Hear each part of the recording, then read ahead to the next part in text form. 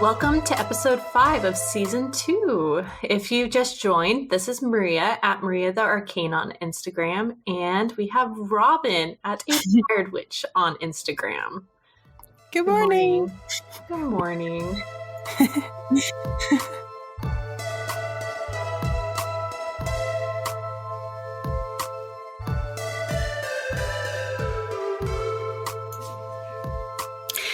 If you have just joined us, every single week, or every episode, I guess, we do it every other week, we talk about upcoming lunar phases and kind of what that means for us in terms of the grand picture, magic, etc. Let's see. What day is today? Today is the 3rd, so it'll be the 5th when this episode comes out. So the upcoming lunar phase after that is going to be on March 13th, which is the new moon in Pisces. When we are looking at Pisces in general, we're seeing a very dreamlike, head in the clouds kind of energy. Mm-hmm. It is a water sign, and therefore this is a great time to work with water magic or work with that element, I guess. But overall, we are looking at kind of working with our intuition, the dreamy side of things. This would be a really good time to practice and tap into things like lucid dreaming. If you have not, I don't know, if that's not regularly a part of your practice. And divination in general is really, really good to use during this time. The new moon in general, as we all know and we talk about regularly, is a good time to do like fresh starts. So when we're looking at divination and we're looking at fresh starts together, this would be a really good time to tap into, doing some scrying, some lucid dreaming, some meditations, etc., to help you take the next step forward in your life. So this wouldn't be, necessarily looking at why your ex left you or something like that. But instead, we're looking at things like, trying to get promoted in my career. What are some like self-reflective steps that I can take to assure that happening? These are the kinds of things that we're looking at.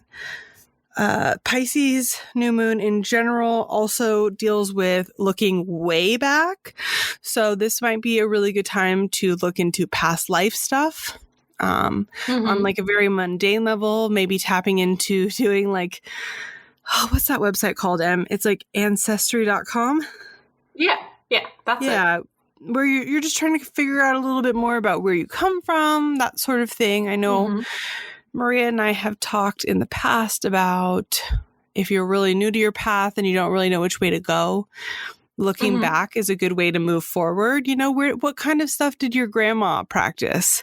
Even if she wasn't a witch, there's always going to be folklore from your relatives, area. And you can use that as a starting point. So these are the sort of things that we want to do. Either looking at divination for taking the next step forward or going way back to kind of find a really good starting point. That can be our ancestors. It could also be past life stuff. But I will warn you, when doing past life stuff, make sure that if you aren't doing it for yourself and instead you're hiring somebody to help you, make sure that they're coming from a reputable source, because things like past life stuff, it's really easy for people to take advantage of others. So just make sure that you're looking at it from a reputable source. Like I know Maria does past life readings. There's a few other people that do them that I would trust, but just don't necessarily go to, the white pages and find somebody. That might not be a good idea. Ask around, shop around, ask around before diving into that stuff.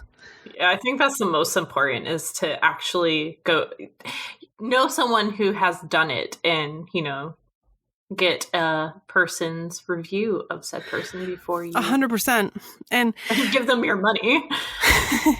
And even using Maria's past life readings as an example, the way she does tarot readings just might not vibe with you. Just like the way I do tarot readings, it just might not vibe with some people, and that's okay. So ask around first, shop around before saying, take my money. Yeah, exactly. So what are you planning for this new moon? Are you planning anything? Honestly, right now, I am literally just looking into my standard new moon divination. It just happens to be that it's a Pisces new moon, so it aligns really well. Yeah. But, yeah, I haven't planned anything that special. I was actually, I like how you mentioned scrying, because I was thinking about scrying with some rainwater on the new moon.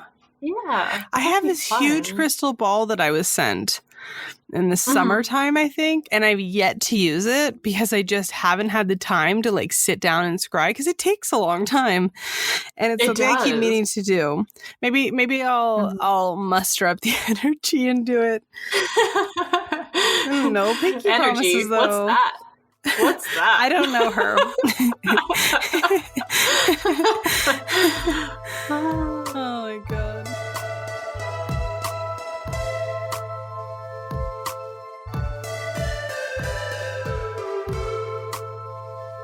So, if you just started listening to us, every podcast we talk about a random tarot card. We go over the universal meaning and then our own interpretations of them. Hearing other people's opinions helps beginners form their own opinions, or even those who have been practicing for a while expand their views on other meanings. So, this week we're going to talk about the Two of Cups. So on this card, you'll see two people facing each other holding cups. One of the figures is reaching out for the other person. Between these two and above the cups, there is a Hermes wand and a lion's head with wings. Our two figures are standing on solid foundations, and there is a house on a hill behind them. The universal keywords to this card are partnerships, love, attraction, and relationships. So for me, this card is about emotional connections we make in life. These connections can be those we have with others, or even like connections we find within ourselves when it comes to emotional fulfillment. When this card pops up in readings, it shows an emotional puzzle piece is falling into place. When it comes to romance, our partnership's part of this card, unlike the lovers, which symbolizes for myself facing challenges within our relationships, and possibly even one person not willing to put the work and effort into the relationship. Instead, with this card, it shows both people are coming to the table and are willing to make it work. They complete each other in some way and are more than willing to support each other emotionally. When it comes to circumstances outside of relationships, this may revolve around finding a job or hobby that brings you happiness and a little bit of joy. You feel complete doing whatever it is that you have found. Regardless, though, whether it is a person or situation, this is still in the beginning stages of something. It is meant to be built off of, as depicted by the solid foundations under the figure's feet, which reminds me of, the Four of Wands in tarot. So what are your opinions, Robin dear? I'm going to be really annoying and completely disagree with your interpretation of the Two of Cups. This is actually, I think, a great learning lesson. I know we brought it up lots of times, but it's one of those times where it's like you have two readers, they both know the cards, but they have different interpretations and both are valid. So I have found that the Two of Cups is a lot like... It's like the Tinder of tarot cards, in that you have two people coming together for a mutual agreement. Maybe that is a short-term fling, a hookup, whatever, but it's not meant to last. Most times that I see the Two of Cups, it is like two people that have an important relationship in each other's life, in that both of them learn and grow from it. But it's like being at a party where you have like a really good drunken conversation with somebody and then you never see them again. Does that make sense? Yeah, that makes total sense. And so for me, oftentimes when I get this card, it isn't for a long-term lasting relationship, but instead something that is it's important for your overall journey to get to that like end point where you do find your person you're meant to be with for forever, but this person isn't your person, but you're still should stay there because you're going to learn something really valuable and important from it. It's about growth. I love hearing your opinion. Yeah, and for me, it's like with twos, you know, it's so much about balance, and sometimes finding that balance within ourselves through another person is so valuable and so important. But that's all it is. It's a stepping stone that has helped us to better ourselves and be a better person, a better partner, etc. But it doesn't mean that it's meant to be forever, and that's okay. Yes, I love hearing your thoughts. I always love to hear other people's opinions on the card. That's really interesting. And I think it's a good reflection. Your opinion. Thanks, Mom. I think it's a good reflection, too, of the fact that tarot, although, yes, there are cards, there are general meanings to cards and symbolism, there is also that, you know, personal experience that we bring into tarot reading that shapes, you know, what cards mean for us from person to person. It's kind of like the correspondences that we talked about last time. So I think it's important. Yep, I completely agree.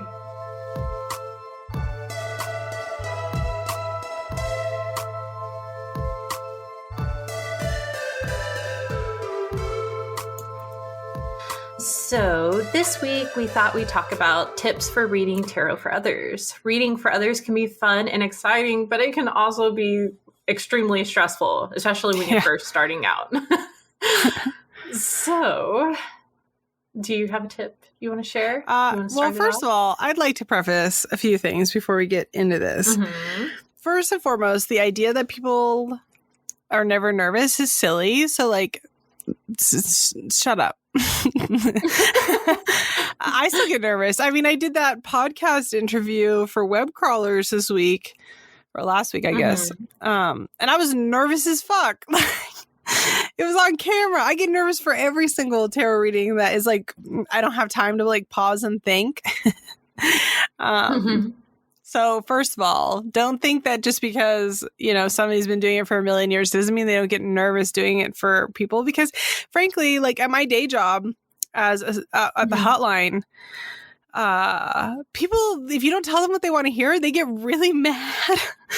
And so like I get nervous for that stuff as well. Like, you know, you have human interactions. It's scary. Like, please don't yell at me.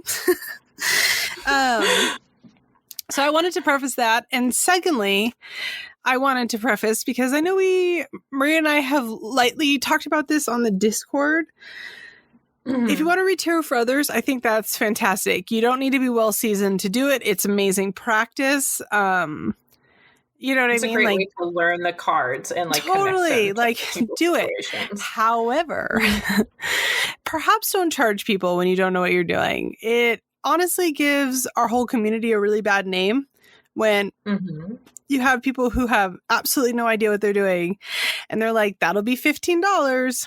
Yes, your energy and time is valuable and important, but if you I don't want to tell people what they can and can't do. So like, I'm not trying to tell you what you can and can't do, but at least if you're going to charge people, be upfront with them that you're like learning and this is like practice for you and that you are charging for your time, but it's at a reduced rate, blah, blah, blah. Just be upfront about it, because otherwise it does unfortunately give our community a yucky name, and I don't like that. Yeah, I think reading for friends and family starting off is a great step rather than reading for strangers. Even if you read for strangers, I know when I was like trying to get practice a billion years ago, I'd ask for just tips. If you want to tip me, you can. If you don't, that's okay, because I am using you as a practicing tool. And I mean, I still got plenty of tips from doing that. So it's not, you know what I mean? It's not like putting yourself in that position means that you will absolutely not make money. Just, I don't know, just be honest and transparent. That's the big thing. Yeah, I definitely agree. Yeah. So moving on to tips. That was actually actually one of the things I want to say, like, to start with people you know and trust, and like, yeah, you know, I don't know. But so moving on, as you said. Now that I've effectively lectured everyone for 2.5 minutes. We do it all the time on here. It's fine. It's fine. It's coming from a good place, I promise.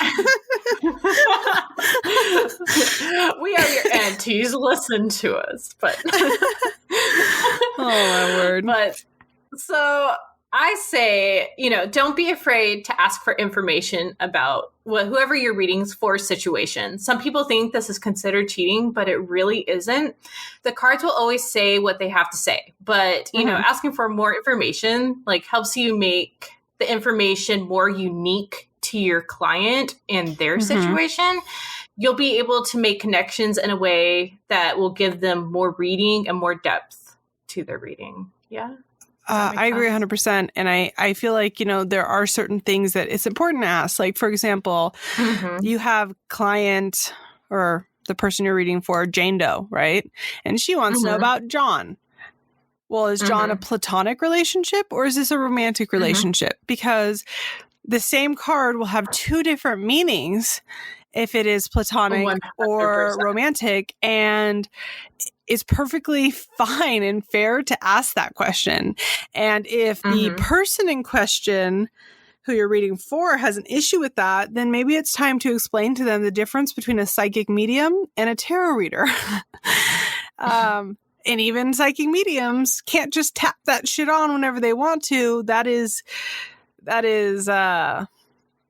watching too many movies. So it is okay to, like Maria said, it is okay to ask don't ask them for, like, for example, if somebody comes to you and is like, me and John broke up, will we get back together? Don't ask them like, well, why'd you break up? Why'd you do that? You know what I mean? Because the fact of the matter is that's not going to change whether or not what the cards are going to say. You're just being nosy and prying at that point. Yeah.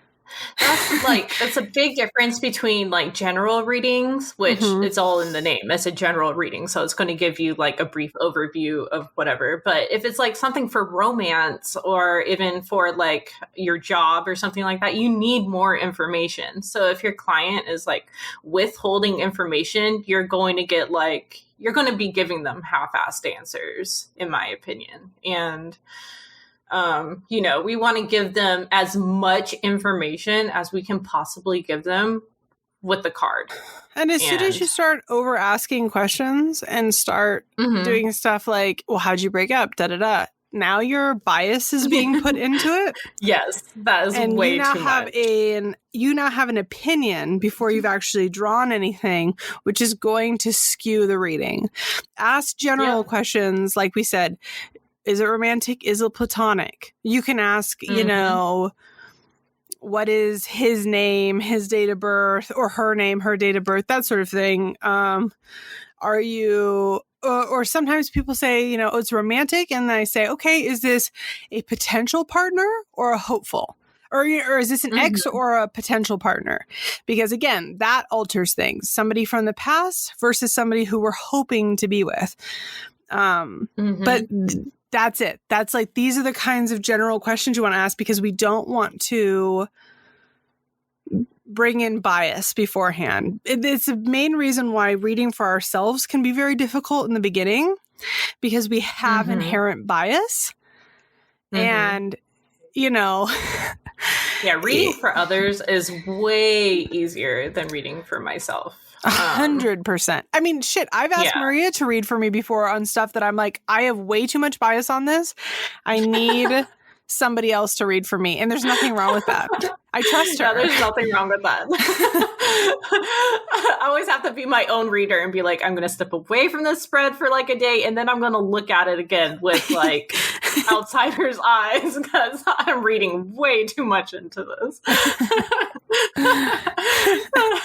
But yeah, I do agree. I agree with everything that you said. Thanks. It's because I have a huge brain. Yeah. But yeah, so don't be afraid to be like, can you, like, what specifically do you want to know? Because if they're not telling you specifically what they want to know, they're not going to get, you know, they're not going to get the answer that they're hoping, not that they're hoping for, but the answer that they're looking for. 100%. And yeah, but it's another reason why, leading us back to the thing that I preach all the time, and I'm sure every one of you guys are like, this motherfucker needs to shut up, is you should start with a Rider-Waite-Smith base deck, because we know what the cards mean there. You can find the information everywhere. You can find multiple interpretations everywhere. Whereas sometimes decks that are unique and indie, they're beautiful. I'm not saying don't use them. Especially like pip decks, decks that only have, They're beautiful. I love them. I think that they're great. However, sometimes the little booklets that come with them can be a little bit more positive, a little bit more, let's say, toxic positivity. Yeah. So fluffy. And there's a lot of value to that, but as a learner deck, or even get the beautiful deck, get the super pretty deck, but then go get a Rider-Waite-Smith like book to go with it. Because as a learner deck, going off of the artist's interpretation is not going to set you up for future decks. It's not going to set you up to necessarily succeed overall in the bigger picture. There's nothing wrong with those decks. There's nothing wrong with the booklets that come with it. But I believe that the booklets that come with it are better suited for somebody who is really confident in tarot, reading tarot, that then they can,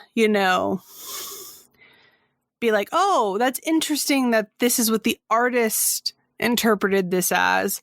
I'll include that as part of my own interpretation when using this deck, versus that's what this card means. Does that make sense? Yeah, that makes total sense. I love guidebooks. Just because, I always say that I love to read other people's opinions. Exactly. But yeah, starting off with a Rider-Waite-Smith, because all the material that you will find is mostly, besides guidebooks, are geared towards that. And I don't know, like if you're reading, I don't know, it's very complicated. And it is, yeah. I just think having that base, as you said, is incredibly important before you move on to more unique decks. And the fact of the matter is that I understand that a lot of us are on a budget, and you're like, Maria, Robin, I don't got no extra book money. The thing is with Rider-Waite-Smith is that you can just go onto Google and you can find like direct multiple resources just for the Rider-Waite-Smith interpretations. So don't feel as though you have to go out and spend $100 million to be having access to this information. There's apps. There's literally, I have one on my phone that I use to refer other people to. That's just called Tarot. And it is literally just Rider-Waite-Smith interpretations. And I use it when I'm trying to show other people, like, this is what the card looks like. I don't use the interpretation portion of it, but it is there and it's accurate. So, and that was a free app. So they exist. You don't have to spend a bunch of money, but I would start there. Yeah. And another tip I want to talk about, I think we did touch on it a little bit, but get used to being upfront about what the cards have to say, whether it is good or bad news. It is hard to pass on bad news or being upfront with someone if they are being their own blockage, but trying to be like all love and light when it comes to reading will be at the detriment of the person you're reading for. Readings are meant to help us grow, and ignoring the negative cards and like trying to put a positive spin on it is very damaging to what the reading is supposed to do. It's fine. It's like if someone gets a negative card, you're more than welcome to explain to them how they can possibly improve the situation.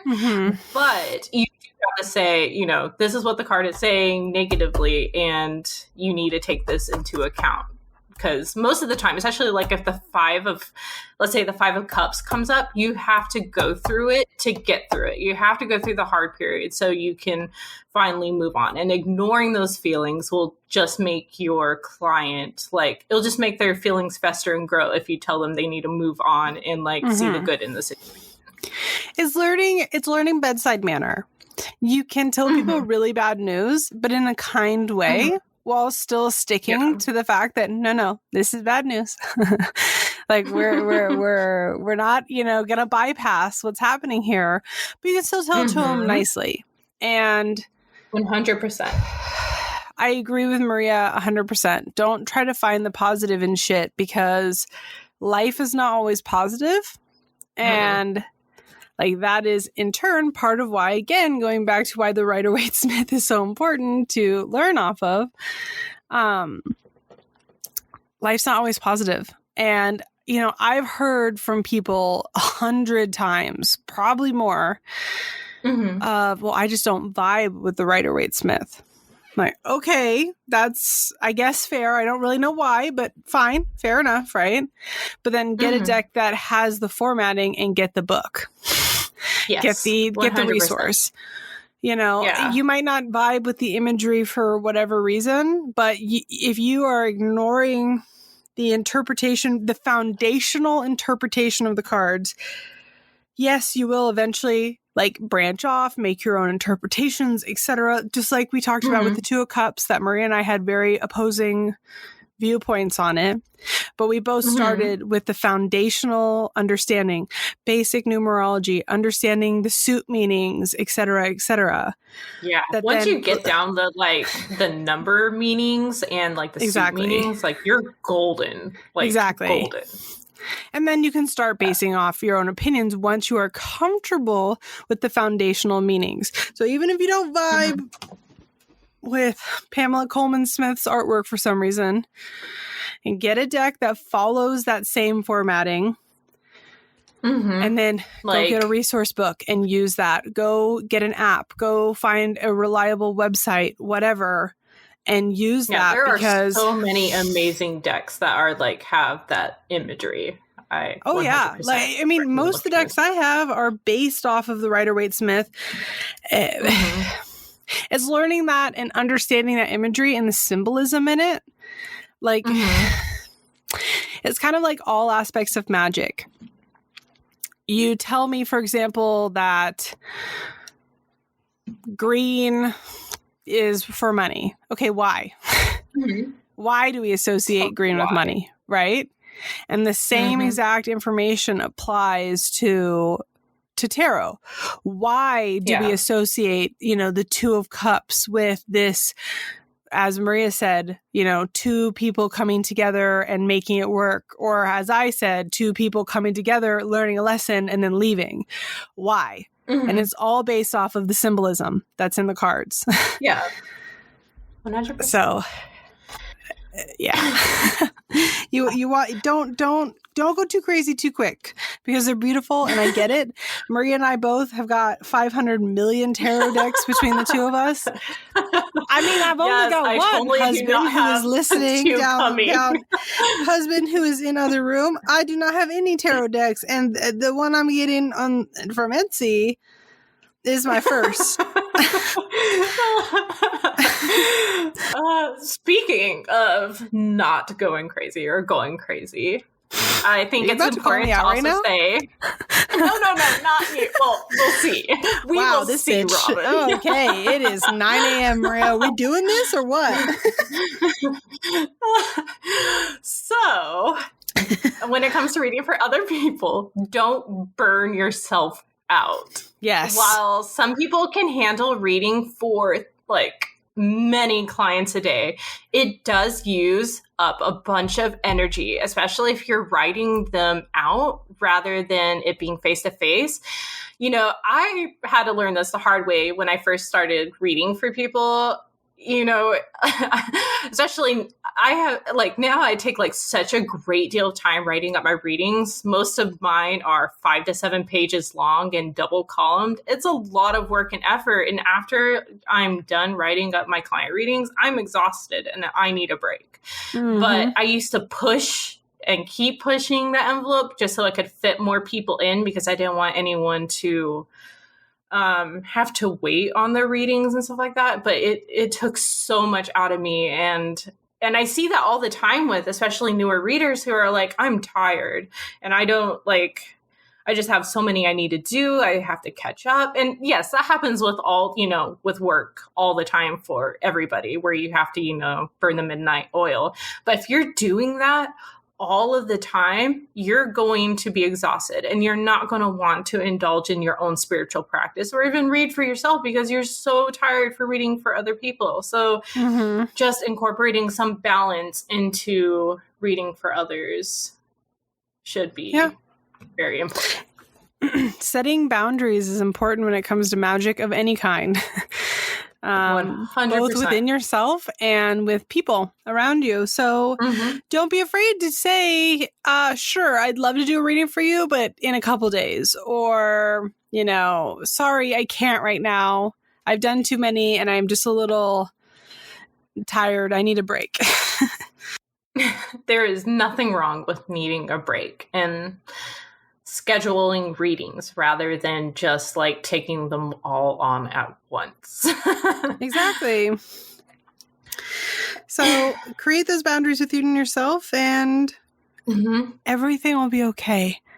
Remember, and one last thing, actually, before I make a smart ass remark, which is what I was about to do, which is so unlike me. So unlike you. One last thing before we end this subject is something we talked about last night in our Discord, actually, and I think is important to reiterate to every single person that is listening to this. Learning tarot is a muscle. It's a skill. And think about going to the gym. You don't go to the gym for a week and suddenly you're a bodybuilder. It's something that you have to work for. You train your body for. You eat special foods and you lift weights and yell at the gym. I don't know what people do at the gym. Okay. I don't know why I decided to use this metaphor. I think that's a great metaphor because, thank you. When you build muscle, if you work out, you tear muscles. And what you're supposed to do is rest and eat in order to rebuild those muscles so you can Maria is a gym rat. I used to be. So, I mean, this witch used to have like abs, so wow, not anymore. Can't relate. Not me. Not me. I can't relate anymore. The point is that what we have found in general is that people are way too hard on themselves. Y'all are way too hard on yourselves because you aren't as skilled as like me or Maria or other readers that do this professionally. Yo, this is something that you guys have to remind yourself that we've been doing this for like 2 decades. And that's like, it's okay that you're not the bodybuilder yet and that you are still figuring out, how to lift weights. Yeah. Or how to tear muscles or whatever the fuck the metaphor is getting at. But, even I'm still learning and I'm still my opinions about the cards. Yeah. My opinions about the cards evolve and change over time depending on what I'm going through life and what experiences pop up with clients or otherwise. And that's why I always say remain open to other people's viewpoints. Maybe you'd be like, wow, that is really resonating with me right now. Wow, Robin, your cranium is so big. You have such a big brain. And I love that for you. But for real, you guys, everybody needs to start being nicer to themselves while learning this sort of stuff. It is a muscle. It is a skill. It is something that you will get better at over time, not overnight. Be freaking nice to yourself. Otherwise, you are going to just burn out and give up. Remind yourself 100%. Where you were when you first started versus where you are now. And maybe you've only been doing it for a week. But in that week, I bet you've made more progress than, you had on the first day. So be fucking 100%. nice to yourself, or I'm going to powerbomb you into next year. And nobody wants that. Okay. I've got the strength of a fully grown woman and a 6-month-old fetus. So I would literally destroy you. Don't make me do it. Don't make me do it, guys. I'll end you. So no, but for real, please be nice to yourself. It is a skill. It is something that takes time to learn. We didn't land on the moon because we thought about going to space once. It was something that took a lot of time and teamwork and, you know what I mean? Practice and skill and test and trial. Like, just be nice.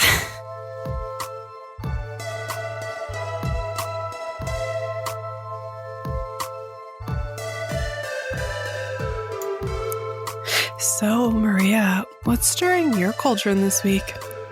Oh, let me tell you. Never stops being funny. Anyways. Everybody listening is like, no, it actually did stop being funny like 6 months ago. We're like, shut up. Well, I'm sorry. It's going to be a thing, and it's going to stay a thing. Anyways. Stop trying to make fetch happen. Oh, it's happening. God. Anyways. So one of my favorite things to do before the green plant sperm hits like a tidal wave is to spend more time outdoors. Though, I mean, I do honestly spend far more time outside than I do in winter, even while we're swimming in that green gunk. And despite dealing with pollen and the bugs. It's nature's bukkake.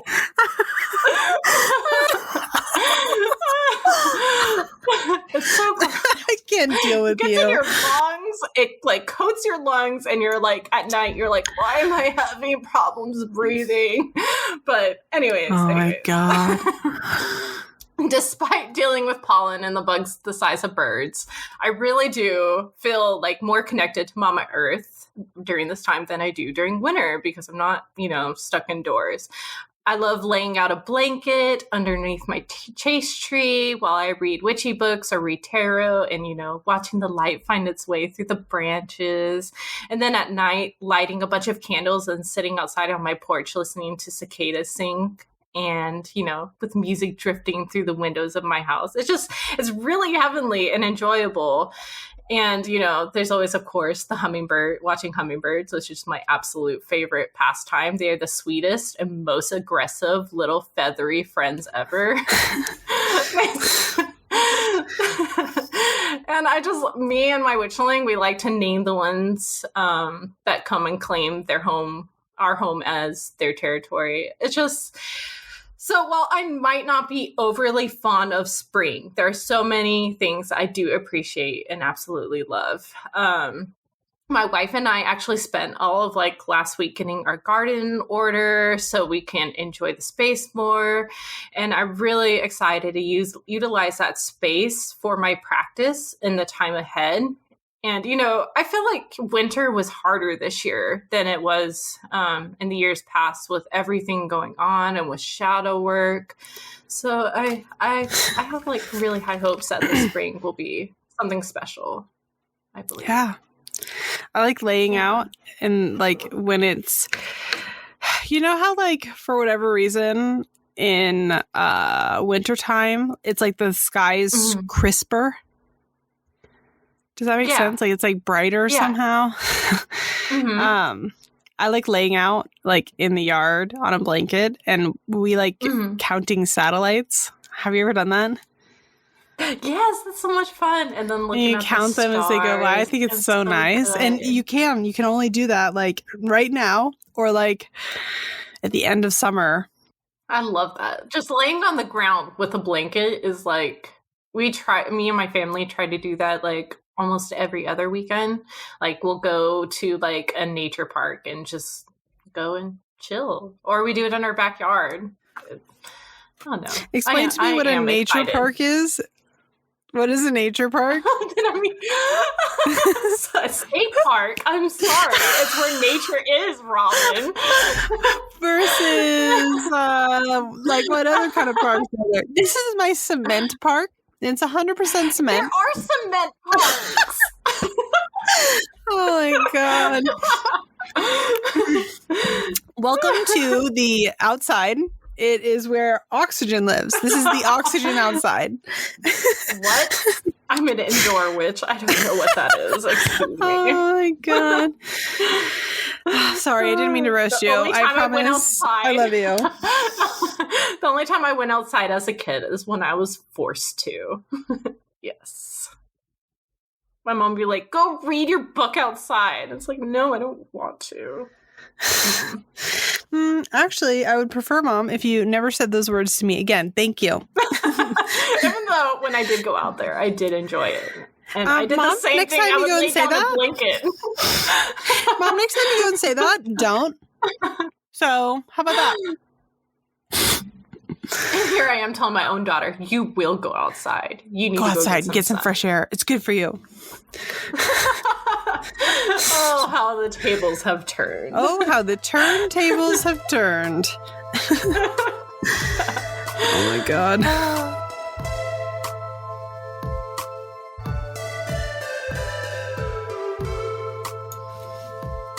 So, Robin, what is stirring your cauldron this week? You're so much better at that than me. No, you're good. You're good. Thanks. Thank you for asking, first of all.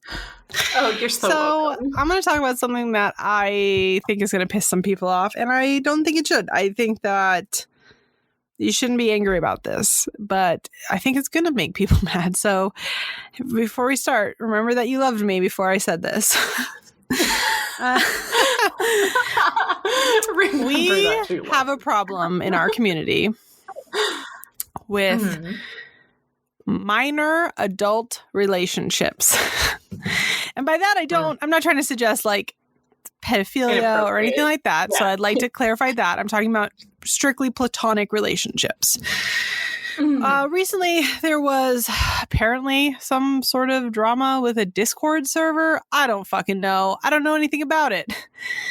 But it was going around that essentially this particular server, it was like made up of like, or is made up. I don't know. I genuinely don't even know.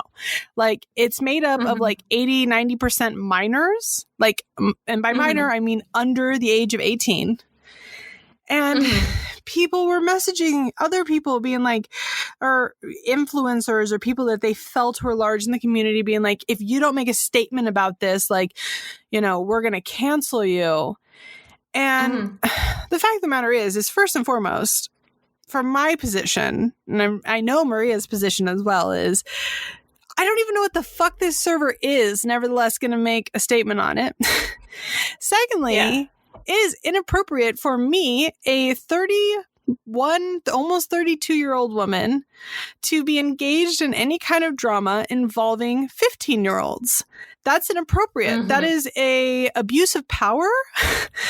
And is really not okay. And this is just one example of a much larger problem within our community, which is that children, and I know that teenagers don't view themselves as children. I get it. I was a teenager too. You're in that weird in-between phase of like not quite adult, but also you're not a kid. It's like that in-between, right? And I get it. Like I completely understand. But it is very fucking inappropriate for a 15, 16, 17-year-old or younger, God forbid, to have any kind of working friendship or a relationship with an adult. That's not without okay. Their parents' knowledge. It's not appropriate. And quite frankly, even with their parents' knowledge, like if I'm not... If I'm not mentoring you, with that. No. If I'm not mentoring you like one-on-one, where I can meet your mom or your dad or your guardian, and we have a conversation where we know what we are talking about in regards to you, the minor, I'm not comfortable with it because it's not appropriate. And I never, ever, ever want somebody to feel as though it should be appropriate for an adult to do that. That is inappropriate. That is taking advantage of you.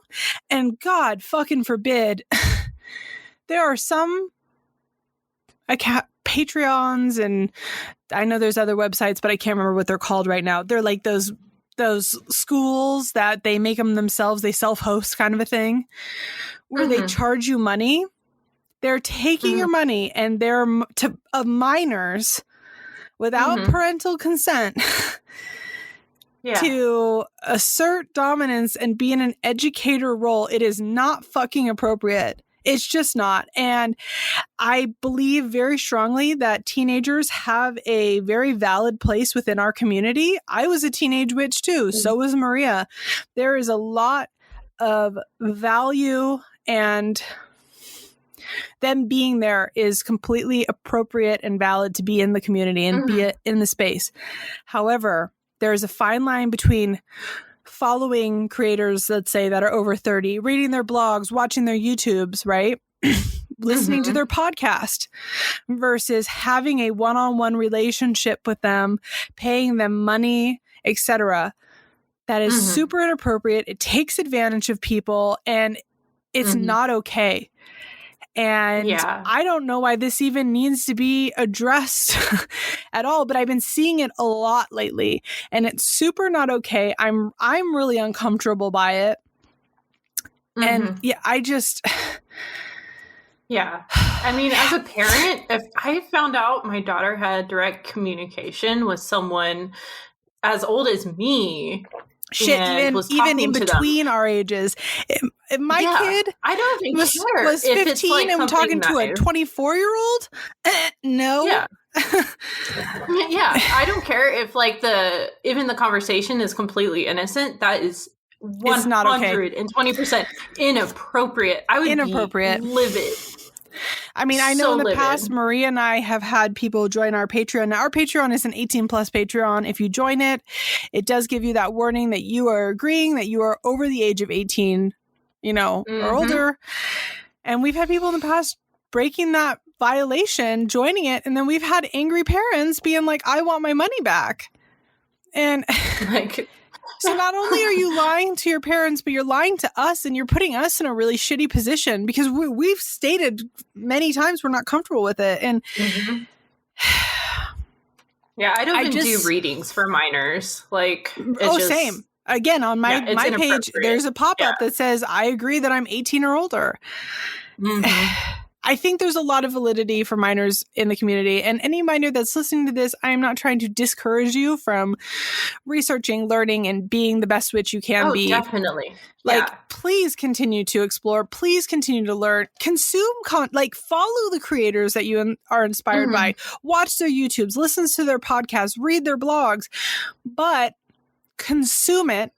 Don't cross that line. And I'm not blaming the minors as well. I'm not trying to say it's the kids' fault that they're crossing this line. It's the content creators' fault for allowing it to happen. And it's when we first got started, we did not have that direct line of communication to authors or creators or anything like that. We just had to learn from books and stuff like that. And I know I did not have an adult figure in my life that was teaching me stuff. And I don't know. It's just, I know it's a completely different time, but there has to be boundaries in place, because for both the consumer and the creator, it's not appropriate. 100%. It's never going to be appropriate. And I really want to implore the fact that I'm not trying to blame these kids for, wanting to reach out to people that they idolize and respect. But we all as a community need to start having better boundaries on both ends of the spectrum, because it's not appropriate. Think of it this way. The younger witches. And exactly. That's one way to protect them. Yes, romantic things are different, right? But there's still a power play involved. And let's take things like sex completely out of the question, right? If your 14-year-old daughter or son was dating a 22-year-old, even if they weren't having any sex or anything like that, right? Would that be appropriate? Of course it wouldn't. if your 16-year-old daughter or son was dating a 22-year-old, would that be appropriate? Again, we're taking sex totally out of the question. And of course it's not. So why would it be appropriate for a 32-year-old, 34-year-old, 40-year-old, whatever, to be one-on-one communication and mentor with something as intimate and personal as our spirituality? Yeah. It's really not appropriate. And I'm bothered by it. I'm bothered. I'm bothered by it too. When you brought this up, I was like, wow, like I would be so pissed if I found out. I actually texted Maria about it and was like, "Are you okay with me talking about this on the podcast? Because I'm upset." Anyway, so me what's not stirring my cauldron has taken twice as long as Maria's. So sorry. No, I think a bunch of our not stirring portions are like very important and stuff that needs to be discussed because it's like the difficult stuff. It's shadow work hard. and all of that. And like I said, I really want to implore, like, if you're a minor, like, go get books. You know, there's all these free online resources, YouTubers, podcasters, blogs, places that you can get a library card and get books. Like, I'm not saying don't go learn. Do. But also, if an adult is comfortable giving you this one-on-one mentorship, taking you under their wing, that is a red flag for you, underage person, to get out of there, because that is a power dynamic that is very imbalanced and is not okay. Like, that's a red flag. Yeah. Get out of there. Yeah, 100%. Because you have to protect yourself, just like a creator should have every right to protect themselves. Exactly. Too. It's a two-way street. Yeah. Just please be safe, guys. Like, really, please be safe. And yeah, I could go on about this for hours, so we should stop now. Cool. Okay.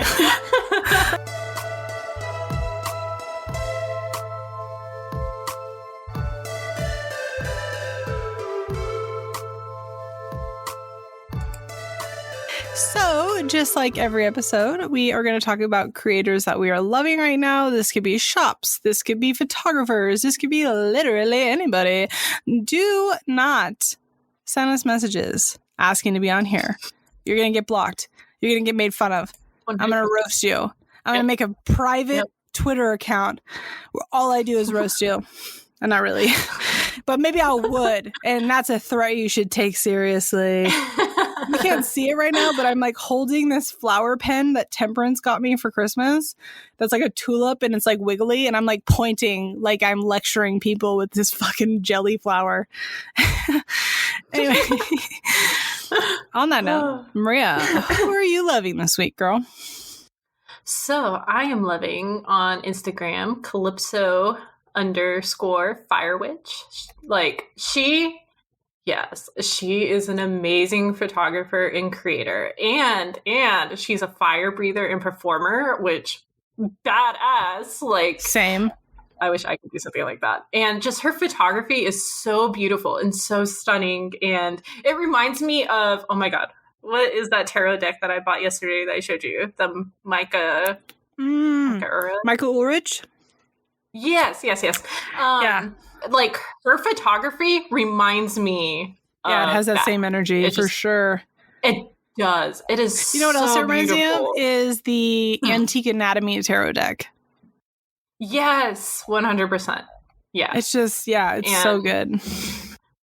And she is just amazing and kind-hearted person as well. And I just, like, I appreciate her creativity and her heart. Like, 100% recommend following her because, great. I might be on drugs, but isn't she? No, she's not. I am on drugs. Never mind. Ignore me. Never mind. Oh, just don't worry about me. Hello. Ignore the man behind the curtain. So, Robin, who you loving? So, I am absolutely digging. I think it's pronounced Heather Lawrence on Instagram. They are a seamstress And when I tell you that they have made the coolest mask I've ever seen in my entire fucking life, I say this with no exaggeration. So I found their account originally because they make like these like bat collars. So like, you know, the collars you can add on to your tops, like the Peter Pan ones and stuff that like sew on or tie on.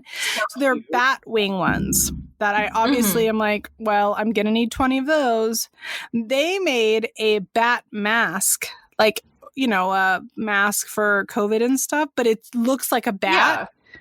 And when I tell you, I have never needed anything more in my entire life. Like, it's the best thing I've ever seen. This is the greatest thing I've ever seen in my entire life.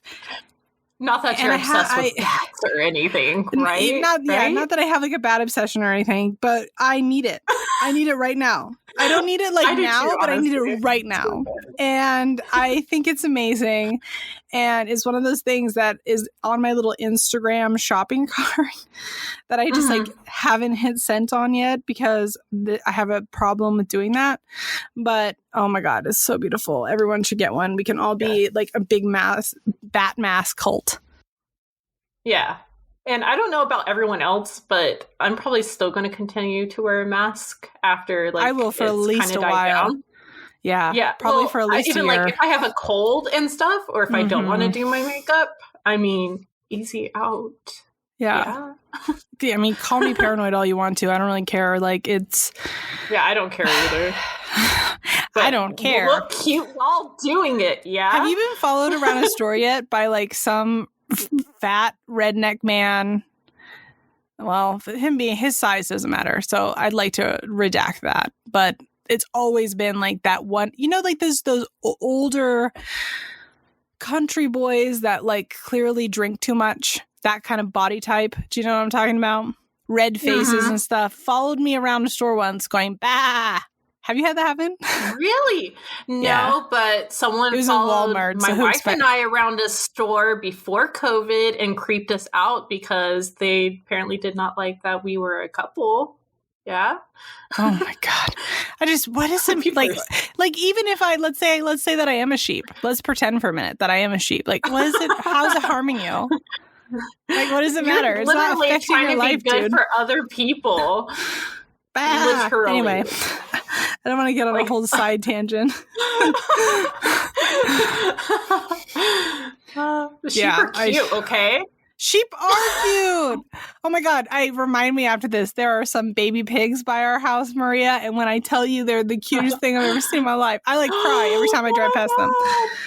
Yes, please. All right, now we're really getting off topic. Okay. So yeah, those critters are amazing, everybody. So we can talk about it.